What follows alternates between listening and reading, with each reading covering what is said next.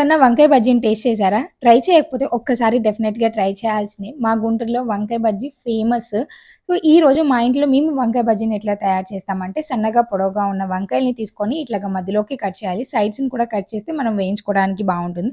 లోపల పుచ్చులేమన్నా ఉంటే చూసుకొని మొత్తం కట్ చేసుకొని పక్కన పెట్టుకోండి. ఇప్పుడు మిక్సింగ్ బౌల్ ఒకటి తీసుకొని ఇందులోకి శనగపిండి 2 టేబుల్ స్పూన్ల దాకా బియ్యపిండి, వాము, సాల్ట్, కొంచెం సోడా ఉప్పుని వేసుకొని బాగా మిక్స్ చేసుకోవాలనమాట. ఈ పిండొచ్చేసి మిర్చి బజ్జీకి వేసుకున్నట్లుగా పలుచగా కాకుండా ఇంకొంచెం మందంగా స్టవ్ మీద పాన్ పెట్టుకొని ఆయిల్ వేసుకొని, ఆయిల్ బాగా వేడిగా ఉన్నప్పుడు మనం కట్ చేసుకున్న వంకాయలన్నిటిని కూడా వేసుకొని లోపలంతా కూడా మెత్తగా అయ్యి సాఫ్ట్‌గా అయ్యేంత వరకు వేయించుకోవాలి. ఇప్పుడు వీటన్నిటిని కూడా తీసేసుకొని కొంచెం చల్లారిన తర్వాత ఇదొచ్చేసి నార్మల్ టమాటా రోటి పచ్చడనమాట. దీన్ని మొత్తం కూడా నేను వంకాయలో స్టఫింగ్ చేస్తున్నా.